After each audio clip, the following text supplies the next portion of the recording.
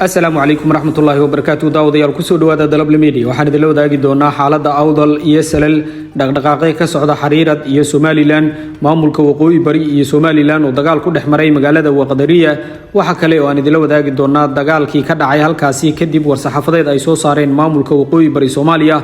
وحكلي واد صاحب يال وركي نكون مغلي دونتان هدي ربرالو كنقضه كدوا هذا هدي هذه نوع سبت الجنال كسبسكرايب نوصار مقال كي نولا جري أصحاب تدلوا داق ركتي هذه نوجسو جدبي قيب تفعل مهد سندين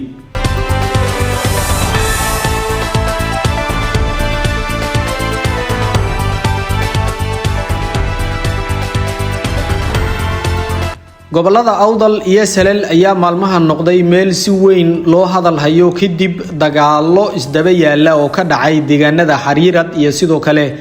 deegaano kale oo ka tirsan gobolada awdal iyo salal awdal iyo salal ayaa waxa muddo dagaal culus uu ku dhaxmaraya beelaha ciise iyo gadabuursi iyadoo odayaasha labada dhinac uu midba midka kale ku eedeynayo dagaalka ka socda deegaanada awdal iyo salal gobolada awdal iyo salal ayaa maalinba maalinta ka dambaysa xaaladoodu ka sii daraysa waxaana la soo sheegayaa dhaqdhaqaaqyo culus oo maanta ka socda deegaanka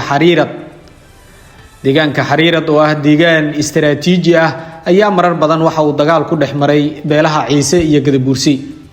maleeshiyaad ka tirsan beesha gadabuursi oo ku sugan buurta ciirka ayaa waxa ay sheegeen inay gabi ahaanba la wareegi doonaan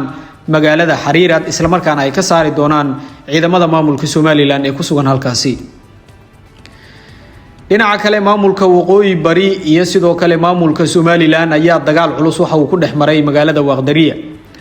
dagaalkan ayaa yimid kadib muran hoose uga jiray lahaanshiyaha iyo maamulidda deegaankan iyadoo warar iskhilaafsan ay ka soo baxayaan labada dhinac deegaanka Waqdariya waxa uu ku yaalaa xuduud muran badan uu ka taagan yahay taariikh ahaan waxa isku haya beelo wada dega halkaasi waxa muddo ku muransanaa maamul ahaan cidda gacanta ku haysa marar badan waxa halkaas ka dhacay isku dhacyo beeleed khilaafka ma aha mid cusub balse waa mid soo jiitamay sanado badan wararka laga helayo deegaankaasi ayaa tilmaamaya ciidamo ka tirsan maamulka Soomaaliland inay gudaha u soo galeen deegaanka Waqdariya taas ayaana keentay in iska hor imaad toos ah uu ka dhaco halkaasi dagaal hubaysan ayaa qarxay qasaaro dhimasho iyo dhaawac leh ayaa la soo sheegayaa inuu ka dhacay halkaasi kadib dagaalka waxa la sheegay in ciidanka maamulka waqooyi bari Soomaaliya ay la wareegeen magaalada ciidamada maamulka Soomaaliland dib ay uga gurteen ama dib ay isu abaabuleen sida wararku ay sheegayaan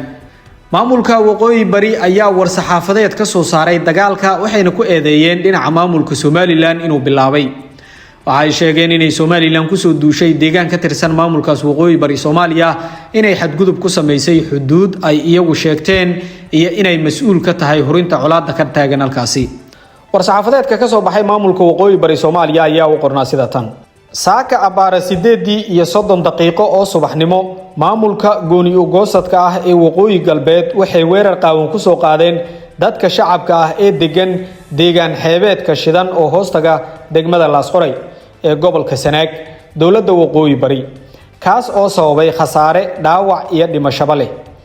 weerarkan ayaa daba jooga weeraro hore oo muddo fara badan ay gooni u goosadku ku soo qaadeen deegaan xeebeedka waqooyi bari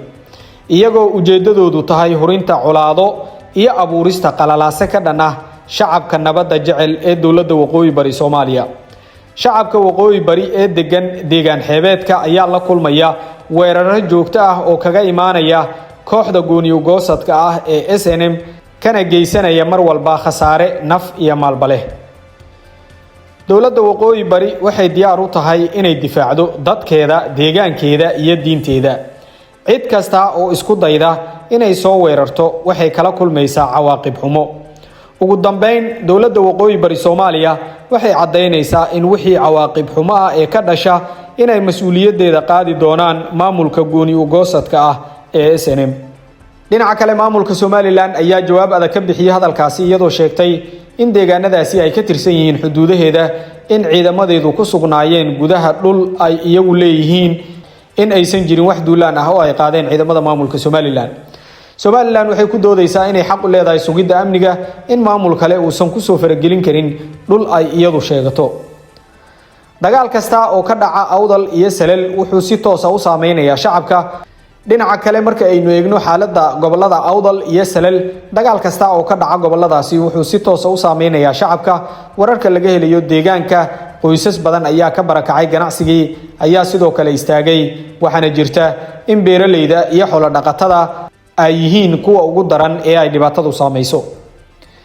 xaaladda siyaasadeed ee Awdal iyo Salal ayaa wiji kala gashay waxaana goboladan horay uga jiray cabashooyin siyaasadeed eedeymo ku saabsan maamul iyo matalaad iyo xiisado beeleed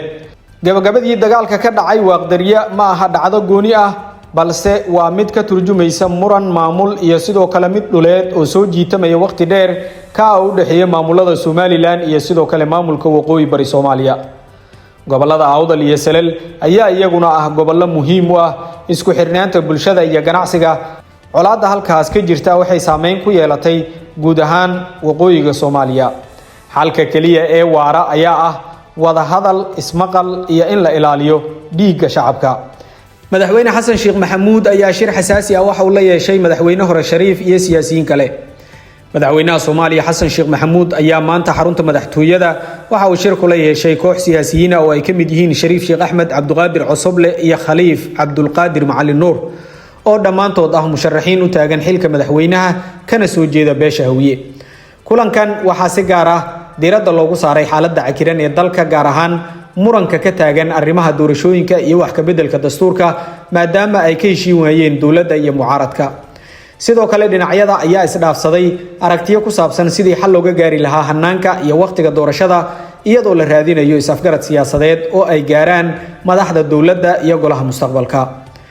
sida aynu ogaanay saddexda musharax oo isku beel ay yihiin madaxweynaha Soomaaliya ayaa si hoose ugu caqli celiyay wuxuuna kulankooda u badnaa waano iyo wax isku sheegis iyaga oo siiyay talooyin ku aadan xaaladda dalka kulankan ayaa ku soo beegmay xilli ay toddobaadkan fashilmeen wada hadaladii u socday filla Soomaaliya iyo golaha mustaqbalka ee la xiriiray geedi socodka doorashooyinka iyo arrimaha dastuurka kadib doodaha hariyay shirkaasi golaha mustaqbalka ayaa horay xudunta ismariwaaga iyo kala aragti duwanaanta labada dhinac ku sheegay in ay sabab u tahay in goluhu ku adkaystay in dastuurka ku meel gaarka ah ee 2012 uu yahay aasaaska sharciga ah ee dalka u degsan wax ka bedelkiisana uu u baahan yahay heshiis qaran oo loo dhan yahay halka dhinaca kale ay dawladdu taas bedelkeeda ku adkaysatay inaysan cidna u joojinayn wax ka bedelka siina wadi doonto